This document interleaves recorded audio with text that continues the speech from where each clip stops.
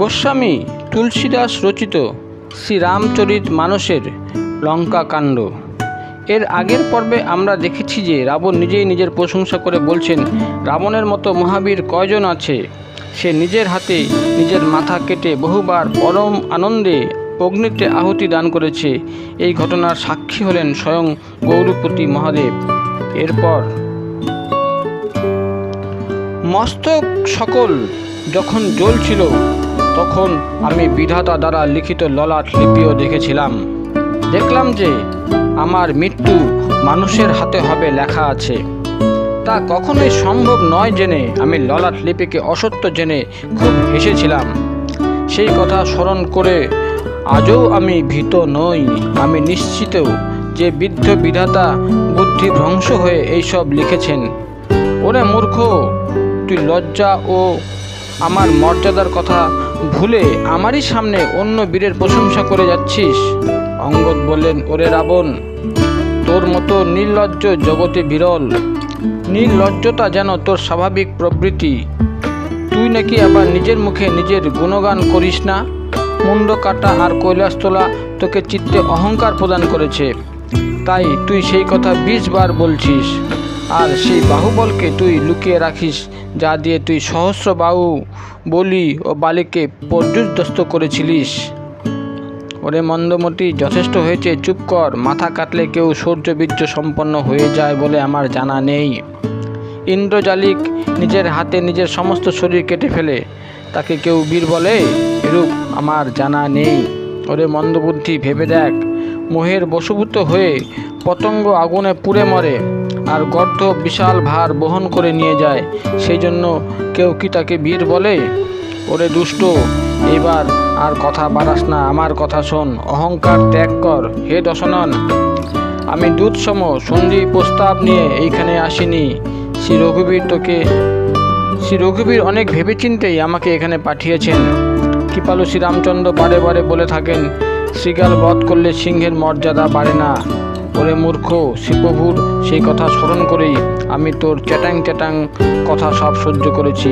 নাহলে তোর মুখ ভেঙে দিয়ে সীতাদেবীকে জোর করে তুলে নিয়ে যেতাম।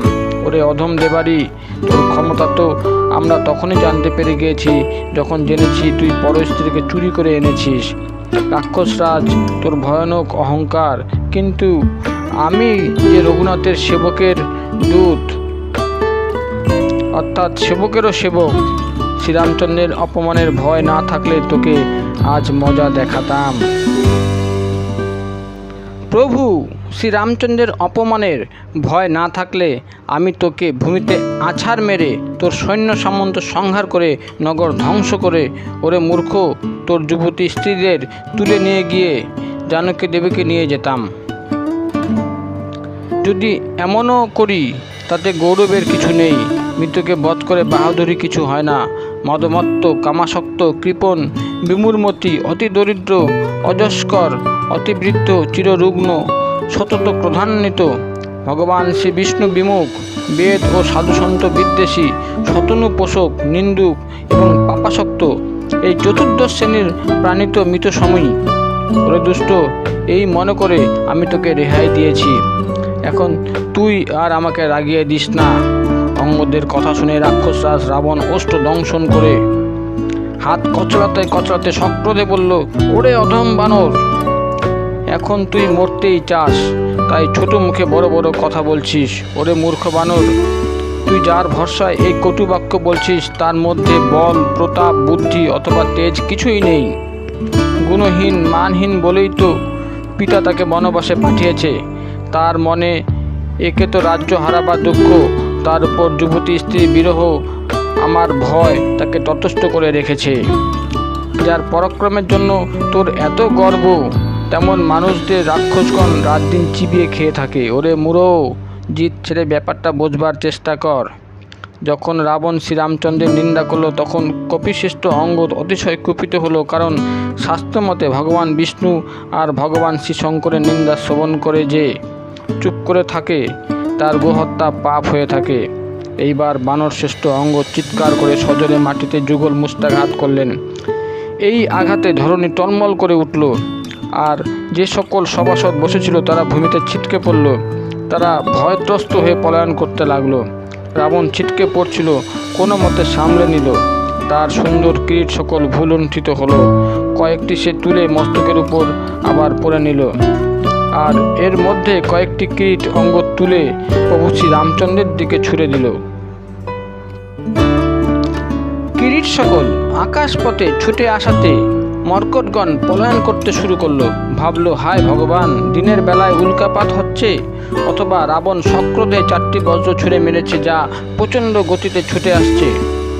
ঘটনা দেখে প্রভু শ্রী রামচন্দ্র বলেন, ভয় নেই, এ উল্কাও নয়, বজ্রও নয়, কেতুও নয়, রাহুও নয়। আরে ভাই, এগুলো তো রাবণের কিরীট, যা বালিনন্দন অঙ্গদ ছুঁড়ে ফেলেছে।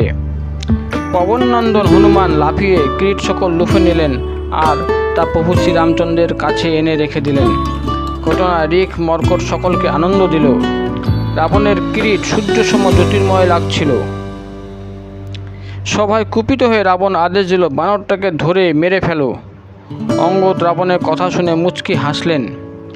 রাবণ আবার চিৎকার করে উঠল, একে বধ করে সকল যোদ্ধা দিকে দিকে ছুটে যাক, আর পথে যেখানে মর্কট ঋক দেখবে সেইখানেই যেন ভক্ষণ করে শেষ করে দেয়। আমি পৃথিবীকে মর্কট শূন্য দেখতে চাই, আর তাপস ভাতাযুগলকে অর্থাৎ রাম লক্ষ্মণকে জীবিত অবস্থায় বন্দি করতে চাই। কুপিত রাবণের তর্জন গর্জন শুনে যুবরাজ অঙ্গদ ক্রোধান্বিত হলেন আর বললেন, আস্ফালন করতে তোর লজ্জা হয় না?